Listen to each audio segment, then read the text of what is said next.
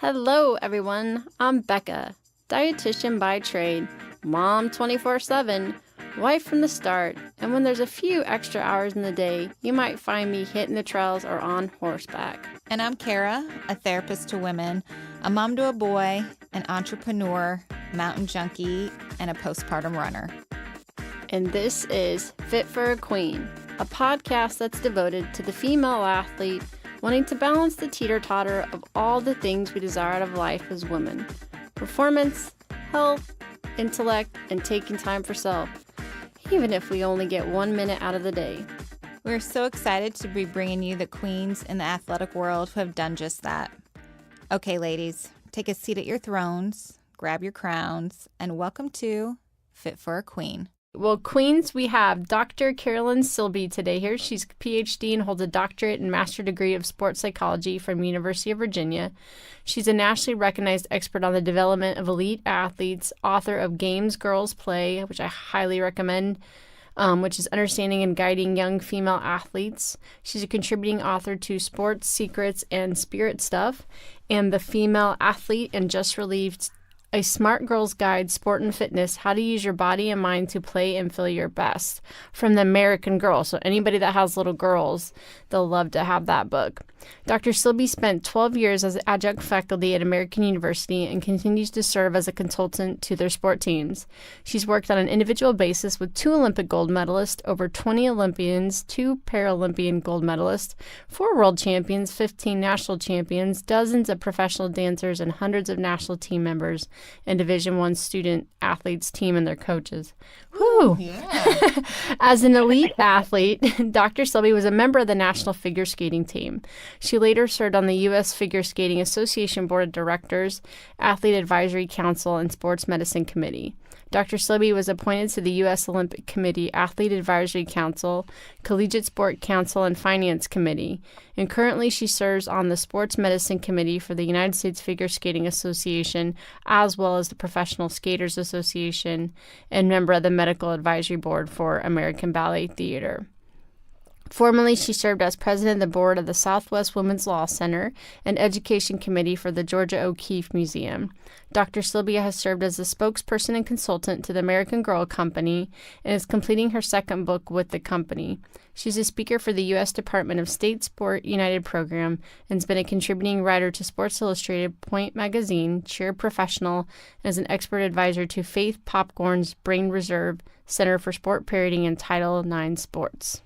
In her role as a featured speaker for Sports United, a U.S. Department of State program, Dr. Silby has worked with basketball, tennis, and soccer athletes and coaches from Morocco, Swaziland, Australia, Iraq, Saudi Arabia, and Colombia.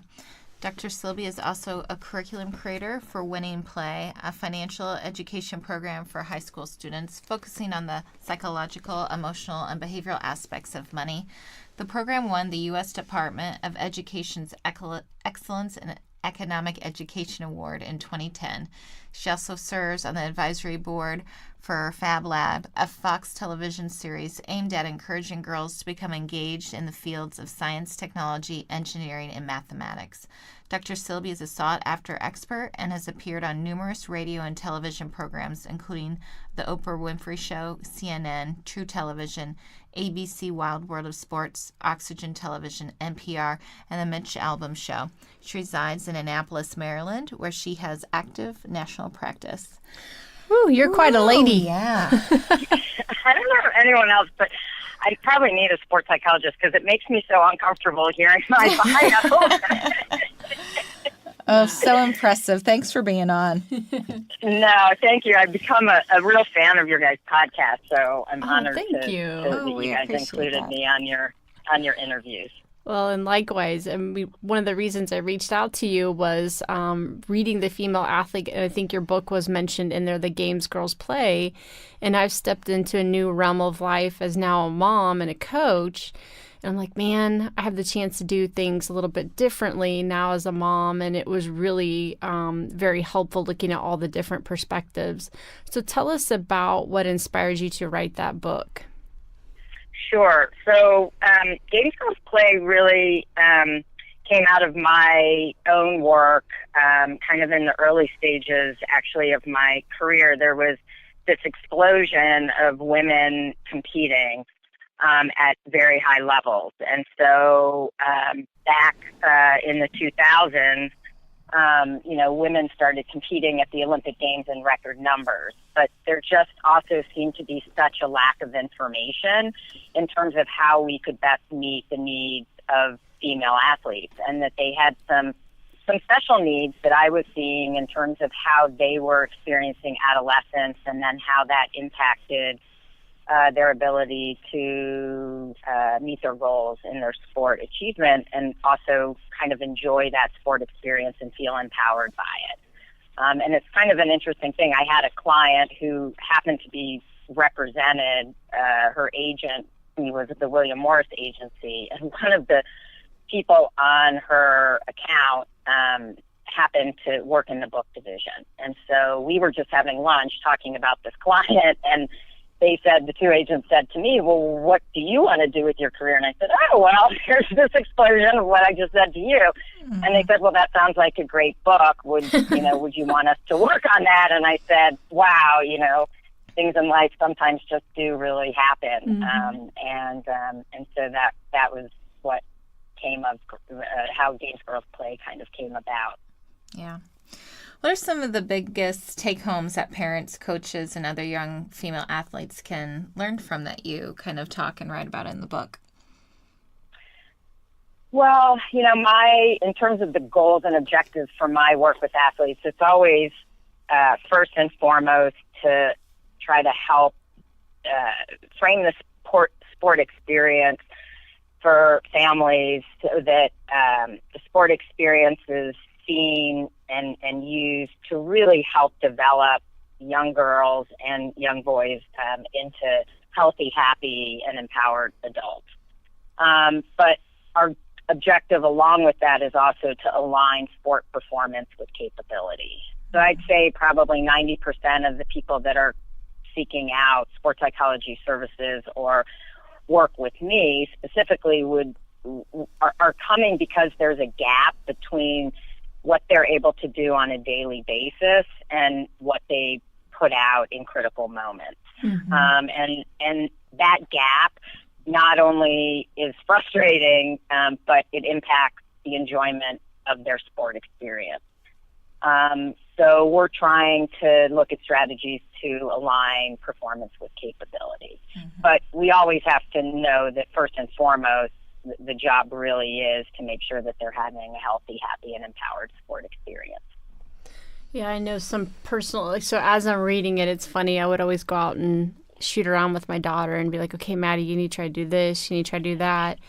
And then I hit that chapter where it said as a parent, you need to kind of take the back seat and empower them to kind of self-correct and be more mindful. And one day I just kind of sat back and she looked at me. She goes, I know what I did, Mommy. I had the chicken elbow. And I'm like, okay, there she goes. She's figuring it out. Yeah, no, for sure. And sometimes, I have two daughters as well, a 15-year-old and an 11-year-old, and kind of what I can get away with in terms of what I'm able to say to them versus what I'm able to say with clients is very different. And I always call it, with my own kids, I call it my performance minute, because I literally feel like I have a minute, to be able to kind of frame things out before I lose their attention. So I think it's interesting to different ways in which you can communicate with your kids to be able to empower them and allow them to really drive and control their sport experiences and their achievement. It's an interesting process to undergo. Mm-hmm. I bet so. And you yourself are an athlete. How has your career as an athlete shaped you into the clinician you are today? Yeah, well, it was pretty much the driving force. I mean, when I was a teenager, I would say that I was on the national team as a figure skater. I'd moved away from home to train. I felt an incredible amount of stress and pressure through that. process, I also happened to have really inconsistent performance levels. And so it turned out that there was this whole field out there called, sports psychology that could help you align performance with capability. So I said, sign me up for that. And so I guess you could say my career kind of culminated when I competed in the Olympic trials. And since nobody who's listening to this has ever heard of me before today, No. you can guess how that turned out. I didn't make the team. But not making the team really did honestly set the stage for what would come next, because I felt like when I was ready to stop competing and kind of go on and go to college, and I thought, well, I want to be able to do something that makes use of kind of the lessons that I learned. And it seems like I spent all of these years kind of so committed and so devoted to the sport. How can I make use of that in a broader way? And it was sports psychology. And it's just been, for me, such a love and such a passion. And having my own kids, I can really also see that it really does take a village. I mean, kids get to a point where, somebody outside of the immediate family seeing their strengths and being able to kind of highlight what some of their own personal strengths are and how they're using those to create their own athletic success. That can be incredibly and profoundly powerful for young people. Yeah.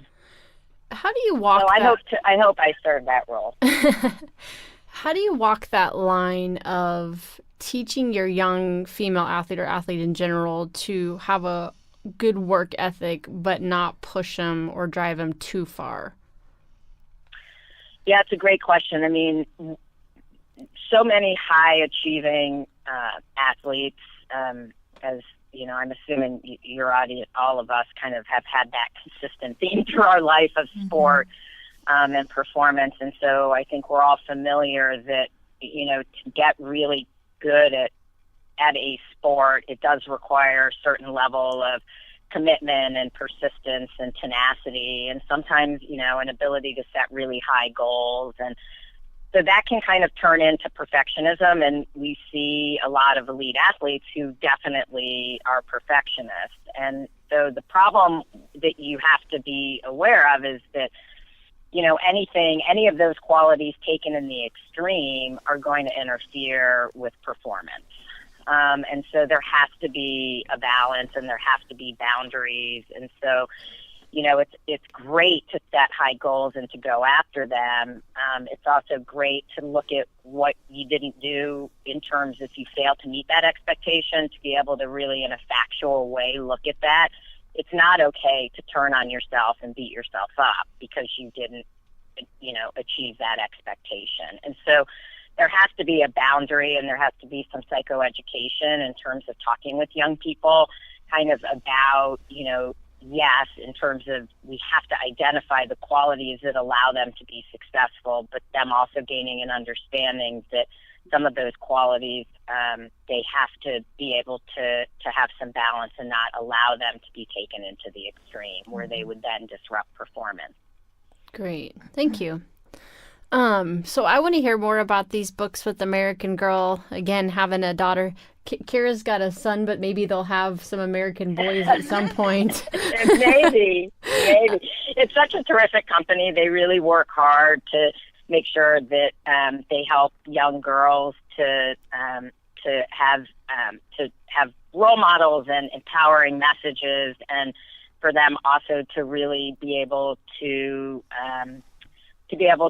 manage some of their self-talk and the way they approach their endeavors in a way that can really move them forward and help them be resilient in the long run. And so it's a terrific company. And this book was an update to one of their first sports books, which was called Good Sports. And Therese Mehring wrote it, and I'm the assistant author with Therese Mehring with Caroline Silby, and we're just really proud of the book. And you guys would really like it because it's your Phit kind of philosophy, but for kids. Yeah, I mean, it really highlights that, where it talks about performance and it talks about taking care of your body and it talks about your nutrition and time for yourself and how you communicate. And so it's your philosophy, but geared towards kids. Great. So it's an exciting project, and I hope people will check it out. Yeah, that sounds... I'll definitely have to. Uh-huh. We get the catalogs at least every 2 months. Sometimes we hide it from our daughter. I know. Did you have American Girl doll growing up? I had Samantha. Samantha was mine. I'm older than you. I don't think I had American Girl Yeah. dolls.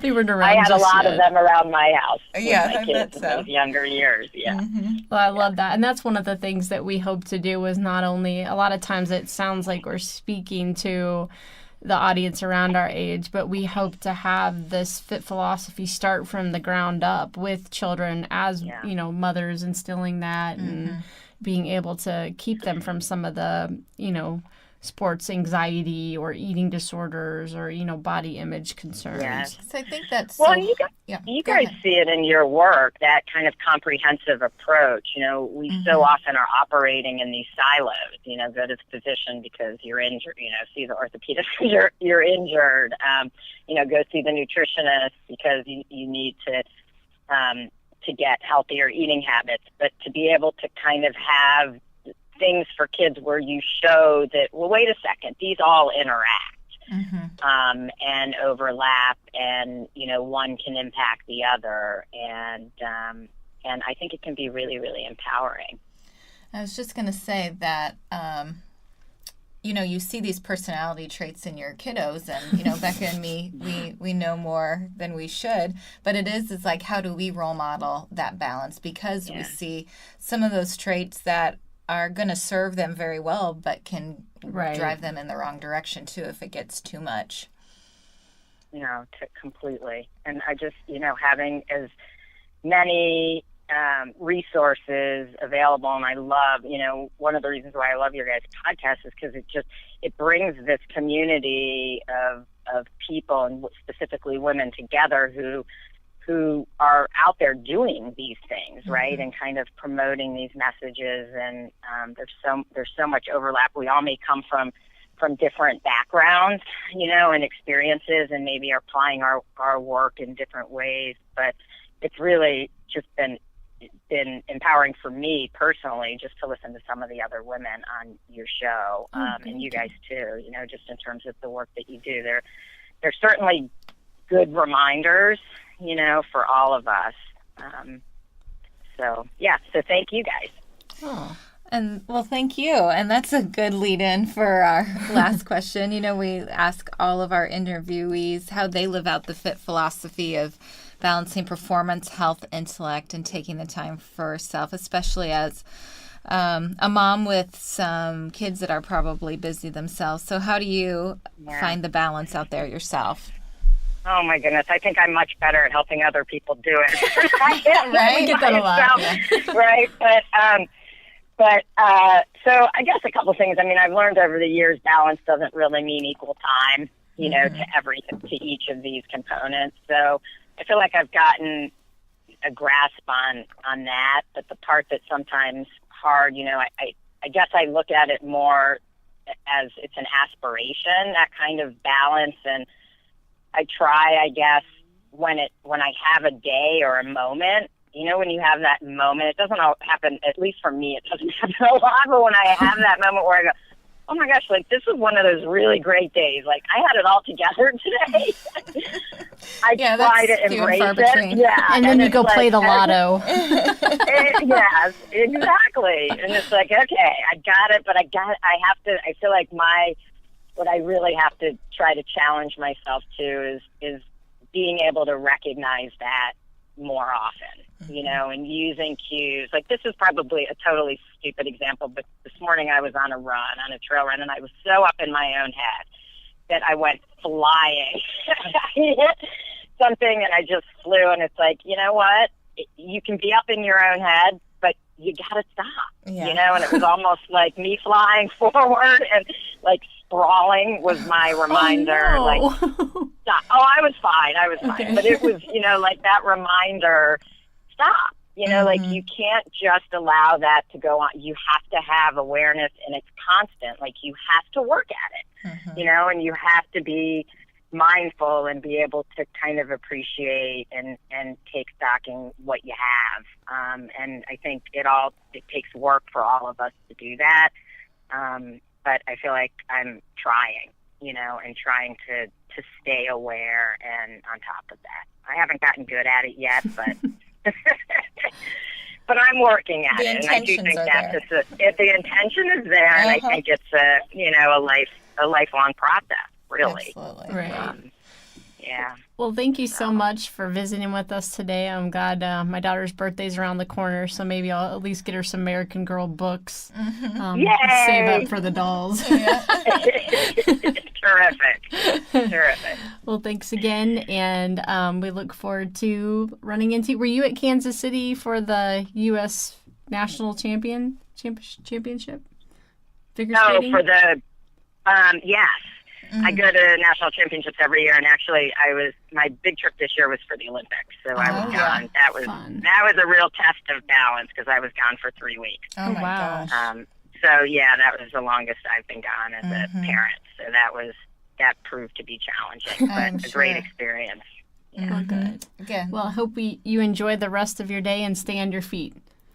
Thank you. Exactly. It's one of those days. Adjust the goals accordingly. Exactly. All right. Thank you, guys. Bye, Queens. Thank you to our sponsor today, Sentimano Counseling. Sentimano Counseling is the premier perinatal mental health practice in Kansas City, treating mood disorders during pregnancy and postpartum, perinatal loss, infertility, eating, and exercise disorders. Go to sentimano.com for further information about the practice and services. For additional information on today's topic and guests, follow us on Facebook, Twitter, and Instagram at Fit for a Queen. And # Fit for a Queen. And don't forget to rate us on iTunes. We can't wait for you to join us next time on Fit for a Queen. Bye, Queens.